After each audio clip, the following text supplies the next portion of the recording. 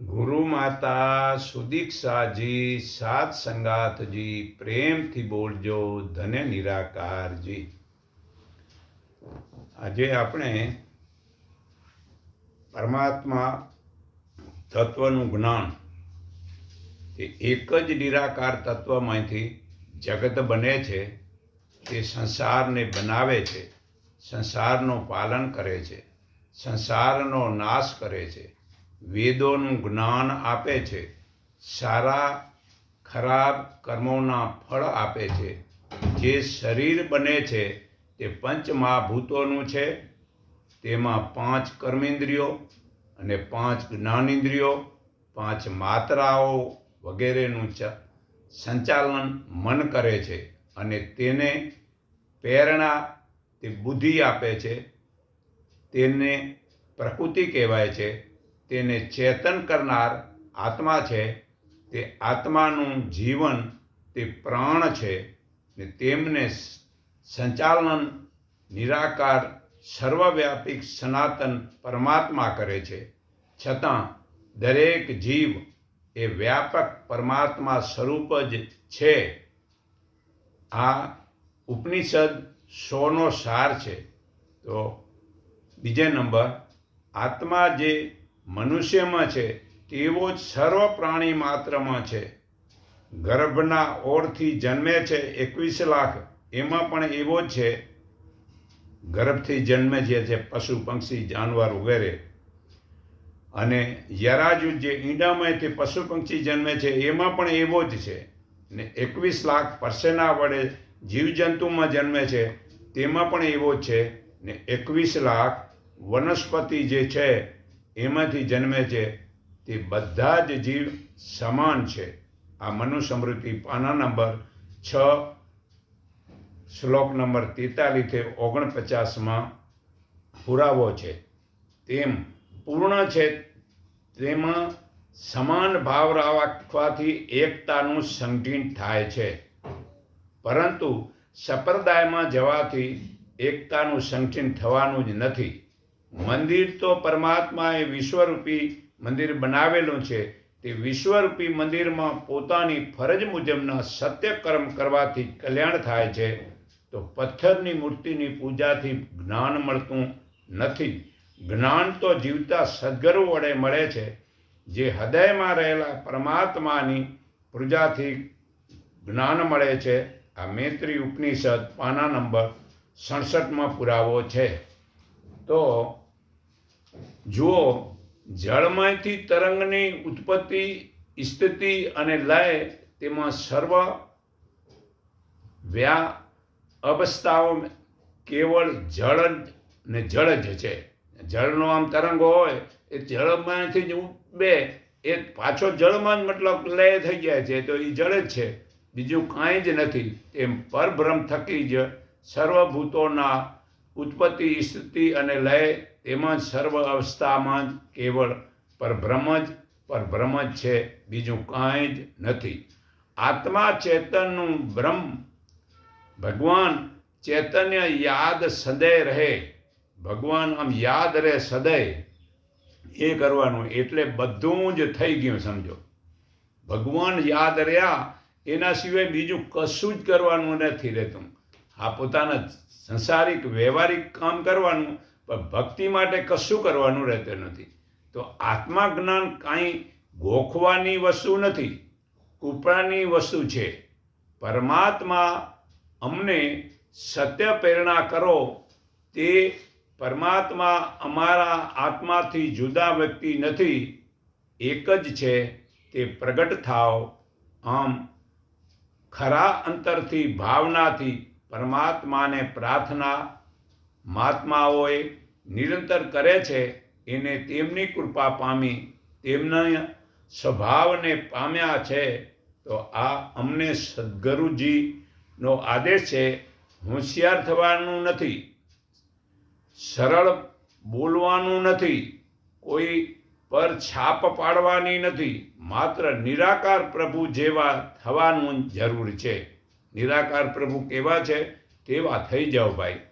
તો અહોનિશ સારું પાયે જીવન, સારું જીવન ઈશ્વર પ્રેમમાં પાગલ ઓહનિશ પૂરું જીવન સર્વત્ર ઈશ્વરની અનુભૂતિમાં જ મસ્ત સદા સમાધિ અવસ્થા, સદા જ આનંદમય, સદા જ પ્રેમમય, સદા નિર્વિકલ્પ, જે પરમાત્માના સંબંધથી પોતાનું સ્વરૂપ ભૂલાવે છે તે ભગવાન ભૂલાય છે તો ભગવાનથી વિમુખ થવાય છે, તેને ભોગવવાની અંતરમાં જે ઈચ્છા થાય છે તે જ સંસાર છે, તેને યોગીઓ કામ કહે છે. તો જ્ઞાનીઓ તેને શંકાની ભ્રાંતિ કહે છે. દુનિયાવી સુખની ઈચ્છા કહે છે તે ભગવાનથી સ્થાવર સુધી ક્યાંય સંસાર નથી. ભગવાનની દિવ્ય શક્તિની લીલા છે. તો આ સંસાર આત્મામાં નથી, સંસાર બહાર નથી, સંસાર મનમાં જ છે. શરીર સુખ, ઘર સુખ, પૈસાનું સુખ, માન પાન મેળવવા પ્રયત્ન કરે ત્યારે સંસાર દેખાય છે. શરીર સુખ, ઘર, પૈસા, માન પાનના મેળવવાની ઈચ્છા છૂટી જાય તો સંસાર દેખાતો નથી. મનમાં છે અને બંને એક જ છે. જેના મનમાં વિષય સુખની થોડી પણ ઈચ્છા નથી, જે સદા આત્મા સ્વરૂપ છે, તે યોગી છે, તે જ્ઞાની છે, તે સંન્યાસી છે, તે જ પરમહંસ છે. જેના મનમાં થોડી પણ વિષય સુખની ઈચ્છા છે, તેણે ભલે બહારથી ત્યાગીનો વેશ પહેર્યો હોય તો પણ તે ભોગી છે, તે સંસારી જ છે, અજ્ઞાની છે. અજ્ઞાનીને માટે બધે જ સંસાર છે. તો આવા પીળા કપડાવાળા ખાલી ઢોંગી બહારના મતલબ દેખાવાવાળાને છોડી દો અને સત્ય આચરણ કરે એવાને તમે પાલન કરો. તો ભગવાન અનુભવાતા નથી. જ્ઞાની માટે ક્યાંય સંસાર નથી, સર્વત્ર પ્રભુને અનુભવે છે. જ્ઞાનથી જ અજ્ઞાન, ઈચ્છા, વેરનો નાશ થાય છે ને જય પ્રભુની પ્રાપ્તિ થાય છે. તો પરમાત્મા તત્વ પ્રકાશ માટે જાણો. કામ, પહેલું કે કામ જગતમાં નથી, પુરુષમાં નથી, સ્ત્રીમાં નથી, પદાર્થમાં નથી. કામ મનની શંકામાં છે, મનમાં છે. તમારામાં કામ પડેલો છે એની ફરિયાદ તમે બહારના પાત્ર પદાર્થમાં કરો છો. દોષ પોતામાં છે, સામેના પાત્રમાં દોષ નથી. બીજું, તમને દેખાતું હોય તે રામ, કૃષ્ણ, દંત, વશિષ્ઠ, વ્યાસ, સુખદેવજી, શંકર, બુદ્ધ, મહાવીર, ઈસુ, રામ, કૃષ્ણ, વિવેકાનંદને દેખાતું હોય એવી શંકાની ભ્રાંતિ પડશો નહીં. એમની દ્રષ્ટિમાં નિરાકાર પ્રભુ સિવાય કાંઈ જ નહોતું. એ બધા જ મતલબ ભગવાનનામાં જ આમ પુરાયેલા રહેતા, ધ્યાન ધરતા હતા. તો ત્રીજું, કામ વિષય વાસનાનું કેન્દ્ર તોડી નાખો તો દિવ્ય દ્રષ્ટિ કેન્દ્રીય ખુલી જાય છે. જેની દ્રષ્ટિ પ્રેમમય થઈ તેને બધું જ નિરાકાર પ્રભુ દેખાશે. તો આ સૃષ્ટિ ખુલે, આ દ્રષ્ટિ ખુલે, આ આજ્ઞાચક્ર જો ખુલે તો પરમાત્મા માટે કામ વિષય વાસના નથી. તેમને લાગે, પાંચમું કે તમને લાગે કે અશાંતિ છે, વિક્ષેપ છે, તો ગમે તે રીતે તમારામાં કામ હશે.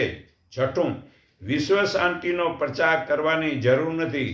કામનો નાશ કરો તો વિશ્વ શાંતિ આપોઆપ થઈ જાય છે. સાતમું, જગતમાં ફાંફા મારવાથી સમાધાન, શાંતિ થવાની નથી.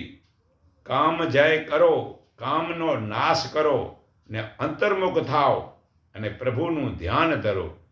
બીજા પ્રયાસ કરવાની જરૂર નથી. આઠમું, ઉપર છલ્લી બ્રહ્મચર્ચા કરતાં સકામ કર્મકાંડમાં પડ્યા કરતાં, કર્મકાંડ કર્યા કરતાં કામ જય કરવો એ શ્રેષ્ઠ સંસ્કાર છે. સંસ્કાર વિના બધું નકામું છે. તો નવમું, આધ્યાત્મિક જેમાં કેવળ પરમાત્મા તત્વની પ્રાપ્તિ કરવાનું સમર્થ હોય છે, તે બોધ હોય અને કેવળ પરમાત્માને પામવાના જ હોય અને બીજું લૌકિક કાંઈ જ સિદ્ધ કરવાનું ન હોય તે આધ્યાત્મિક કહેવાય છે. સમજાણું? આધ્યાત્મિક માટે બીજી કાંઈ મતલબ પ્રાપ્ત કરવાનું નથી. કેવળ પરમાત્મા પ્રાપ્તિ કરવાનો જ મતલબ કે આ બોધ છે, જ્ઞાન છે. તો લૌકિક સિદ્ધ કરવાની કાંઈ જરૂર નથી હોતી. આધ્યાત્મિક પરમાત્મામાં લીન થઈ જાઓ એ જ સાચું આધ્યાત્મિક છે. અને જેમાં નામ પરમાત્માનું અને કામ પોતાનું હોય એને માયા કહેવાય છે. તો 10મું, બુદ્ધિમાં અજ્ઞાનનું કાર્ય છે. માણસને જેટલું બુદ્ધિમાં રહેવાનો છે એટલો પરમેશ્વરમાં રહેતો નથી. બીજા બધાય કામ કરશે પણ પરમાત્માનું ધ્યાન જ ધરતો નથી. તો પરમાત્મા આ આસ્થા બુદ્ધિમાં છે તો બુદ્ધિ જેવી કહેવાય છે. અને આસ્થા જો પરમેશ્વરમાં જો હોય તેને આધ્યાત્મિક કહેવાય છે. આધ્યાત્મિક માટે ધ્યાન જ ખાસ જરૂર છે. તો બુદ્ધિનું દેવી ગુણમાં પ્રગામાં રૂપાંતર થાય છે ત્યારે જ દિવ્ય જ્ઞાન વિજ્ઞાન ત્યારે જ ભગવાનને તત્વવત પમાય છે. તે ભગવાનની પ્રાપ્તિ થાય છે. 11મું, આત્મા કરતાં બુદ્ધિ પર જેને વધુ ઈચ્છા છે તે નુગ્રા છે.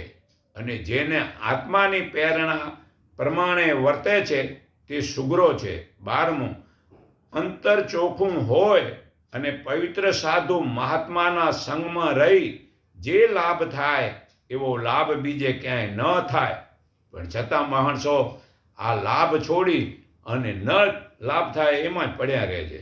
તો 13મું, કેવળ એક જ પરમાત્મા વિના બીજું કાંઈ નથી એમાં જો બાંધછોડ કરે તો એની અંદર હજુ કંઈક વાસના હોય જ તે ઉત્તમ નથી. ખરેખર એ વાસના છોડવી જ છે તો જ ઉત્તમ થવાય. તો 14મું, હું મનુષ્ય છું, હું જીવ છું એ દંભ છે. તો હું સચ્ચિદાનંદ રૂપ જ છે એ જ સત્ય છે ને સત્યને જ ઈશ્વર કહેવાય છે. તો હવે ગૃહસ્થાશ્રમ વિશે જાણો. તમે વિષયમાં વર્તો છો એ સમાજ સેવા નથી. વિષયમાં હશો ત્યાં સુધી સમાજ સેવા એ થતી જ નથી. તો ધન્ય ગૃહસ્થ કઈ આસક્તિમાં રહેવાનું નથી. તે ફગાવી દેવાના છે. દરેક પોતે પોતાના સ્થાનમાં મહાન છે. પહેલા ધોરણવાળો આગળ જવાની તૈયારી કરે છે તો જ બ્રહ્મચાર્ય ગૃહસ્થ વાનપ્રસ્થ સંન્યાસી વગેરે કર્મે આગળ જવાનું છે. ગૃહસ્થનો અર્થ એવો નથી કે આસક્તિ અને કામનામાં જ રહેવું. વર્તવાનું લાયસન્સ મળી ગયું એવું ન સમજો કે ભાઈ આ ગૃહસ્થાશ્રમ કામમાં જ રહી ગયા એટલે અમને લાયસન્સ મળી ગયું. ભોગોનો અંતરથી અને બહારથી ત્યાગ કરવો છે. વાનપ્રસ્થ સંન્યાસ માટેની તૈયારી કરવાની છે. તો વાનપ્રસ્થ કર્મ કરવા માટે નિત્યનું કામ તે મહા દુશ્મન છે. એ જ્ઞાનને ઢાંકી દે છે. ગીતાજીના 3 અધ્યાયના 39 શ્લોકમાં પુરાવો છે. તો કર્મે આગળ વધવાનું છે. કામ છોડીને કર્મે આગળ વધશો, ક્યાંય અટકશો નહીં. અંતરમાંથી સંસાર માયાની કલ્પના, હું તું, મારું તારું, વેર ઈર્ષા, આ કામ ક્રોધ વગેરેને છોડી દો. ફક્ત બોલવાથી નહીં ચાલે. આ ઘર મારું છે આ આસક્તિ છોડવી જ પડશે. સત્સંગમાં તેનું નિવારણ નહીં કર્યો તો અજ્ઞાનથી તેનું કોઈ નિવારણ જ નહીં થાય. અજ્ઞાન છૂટે તો બ્રહ્મ જ્ઞાનમાં શાંતિ થશે. તમે પરમાત્મામાં વર્તશો તો જ શાંતિ થશે. જીવન મુક્તનું પારબંધ એટલે કે શુદ્ધ બ્રહ્મબોધ છે, બ્રહ્મ જ્ઞાન છે. તે જ્ઞાનીને બેરી છોકરા વગેરે જોઈતા નથી. વિવાહના તાયફા કે ગંદુ રાજકારણ જોઈતું નથી. જ્ઞાનીને કેવળ પરમાત્મા જ જોઈએ છે. ને પરમાત્મામાં જો એકવાર મીરાબાઈ લીન થઈ ગયા તો રાણો મરી ગયો, આમ તૂટી ગયો, પણ એનો મતલબ કે એ પરમાત્મા પ્રેમ તોડાવી ન શક્યો. એવી જ રીતે પ્રહલાદજીને પરમાત્મામાં પ્રેમ જાગ્યો અને હિરણ્યકશ્યપ થાકી ગયા, પણ મતલબ પ્રહલાદજીનો પ્રેમ પ્રભુ પડશે છોડાવી ન શક્યો. અરે વિશ્વામિત્ર જેવા રાજા હરિશ્ચંદ્રનો જે પ્રેમ હતો તે એ પ્રેમ સત્યના પાછળ કેટલીય કસોટી કરી, પણ એ હરિશ્ચંદ્ર રાજાએ સત્ય ક્યારેય છોડ્યો નહીં. તો આવો પ્રેમ પરમાત્મા પ્રાપ્તિ કરવા માટે કામ વાસના છૂટે તો જ પરમાત્માની પ્રાપ્તિ થાય, તેના સિવાય પરમાત્માની પ્રાપ્તિ થાય નહીં. તો જુઓ, આંખે દેખાતી વસ્તુ બધી જ પ્રકૃતિ એટલે માયા જડ વસ્તુ છે, પણ જેના વડે આંખ દેખે છે, કાન સાંભળે છે વગેરે આ શરીર વડે ક્રિયા કરો છો તે આત્મા ચેતન વડે થાય છે. આત્મા શરીરમાં છે અને પરમાત્મા બહાર છે. તો તે સર્વને પૂછો તે પરમાત્મા કેટલા છે, તો બધા જ કહે છે કે પરમાત્મા એક જ છે, અને જેનું મનુષ્ય શરીર છે તે કોઈ પણ પરમાત્મા નથી. તે પરમાત્માએ સૃષ્ટિમાં જે દેવી દેવતા વગેરેને પોતાનો પાત્રનો રોલ ભજવવા યુગે યુગે મોકલે છે. તે ઉચ્ચ કોટીના અવતારી પુરુષોમાં વિવેક, મર્યાદા વગેરે સારા ગુણ, કર્મ અને સ્વભાવ હોય છે, પણ તેને સાકાર શરીરવાળા કોઈ પણ ભગવાન નથી. એને પરમાત્મા નિરાકાર પ્રભુ એક જ ભગવાન છે તેવું જ્ઞાન સર્વના જીવનમાં ઉતરે તો આ જગતમાં સંઠીન થશો. તે પરમાત્માએ આ જગતમાં બે જ વસ્તુ બનાવી, એક ચેતન આત્મા, બીજી પ્રકૃતિ. માયા જડ પ્રકૃતિ. તો પ્રકૃતિ તે કશું થતું નથી, એમ આત્માથી પણ એકલા તે કશું થતું નથી, પરંતુ પરમાત્મા તે બંને વડે જગત બનાવે છે. તો આત્મા જ્ઞાન સંગથી જડ પ્રકૃતિનો 23 તત્વ બને છે. તે એ 23 તત્વ પ્રકૃતિના શરીરવાળો જે કોઈ હોય સર્વે પરમાત્માની વિભૂતિઓ છે. વિષ્ણુ હોય, શંકર હોય, ઇન્દ્ર હોય, રામ વગેરે. આ ગીતા અધ્યાય 10:18-42 પુરાવો છે. તે વિભૂતિઓ વાળા શરીર છોડીને ચાલ્યા ગયા છે, છતાં તેની મૂર્તિઓ બનાવી માનો છો, અને કાયમ હજુર એક જ પરમાત્મા નિરાકાર આમ ઠસો ભરેલા છે. તે સદગુરુ વડે લોકોને તે નિરાકાર પ્રભુનું જ્ઞાન આપે છે. ત્યારે લોકોને નિરાકાર પ્રભુના દર્શન કરે છે, ત્યારે લોકોને તે નિરાકાર પ્રભુનો આનંદ આઠે પોર રહે છે. તે જ્ઞાન થયા પછી ક્યારે પણ ભૂલાતું નથી. તે સદગુરુ જીવતા દરેક ભક્તિ કરવાના નિયમ આપે છે. તે નિયમ ચુસ્તતાથી જો પાલન કરે તો મનુષ્યના સર્વે પાપ તે છૂટી જાય છે. તો પહેલો નિયમ છે આજથી તન મન ધન પરમાત્માનું છે તેનું અભિમાન ન કરવું. બીજો નિયમ સંપ્રદાય નાત જાત વર્ણનું અભિમાન ન કરવું, અને સદા માનવ થઈને દરેક માનવી સાથે પ્રેમ રાખજે. ત્રીજો નિયમ કોઈ પણ લોકોની ખાવા પીવા કે પહેરવાની નિંદા ન કરવી. બધાની હાલત સરખી હોતી નથી, અને મર્યાદામાં રહેજે, અને કોઈ પણ વ્યસન કે ફેશન ન કરજે. ચોથો નિયમ સંસારનો ત્યાગ કરી સાધુ ફકીર ન બનજે. પોતાની જાત મહેનતની કમાણીથી ઓછામાં ઓછી જરૂરિયાતે જીવન જીવવું. પાંચમો નિયમ સદગુરુ થકી આપવામાં આપેલું જ્ઞાન સદગુરુની આજ્ઞા વિના કોને તે જ્ઞાન બતાવવું નહીં. પોતાની જાતને જ્ઞાની સમજવાના અભિમાનથી બચવું. છઠ્ઠો નિયમ જીવહિંસા ન કરવો, કે ચોરી ન કરવી, વ્યભિચાર ન કરવો, કે દારૂ વગેરે તમોગુણી આહાર ન કરવો, અને જુગાર ન રમવું, કે કોઈ પણ દેવી દેવતાની મૂર્તિની પૂજાના કર્મકાંડ ન કરવા. એ જ કામ, ક્રોધ, લોભ, મોહરૂપી રાક્ષસોને છોડી દેવા, અને સમય બહુ કિંમતી છે. તે સમયમાં સત્ય કર્મ કરવું.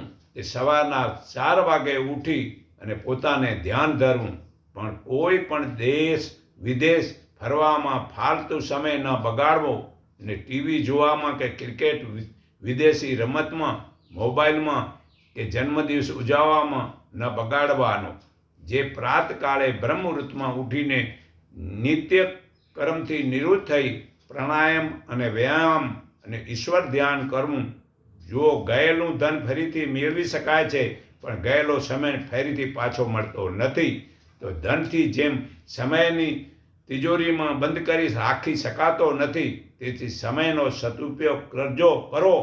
જે તન મન ધન સદગુરુને આપેલ છે, તો તે તન મન ધન સદગુરુ કહે તેવી સારી જગ્યાએ ઉપયોગ કરવાનું છે. તેવું વર્તન જે મનુષ્ય જીવનમાં ઉતારે છે, તે મનુષ્ય સર્વ પાપ સદગુરુ છોડાવે છે.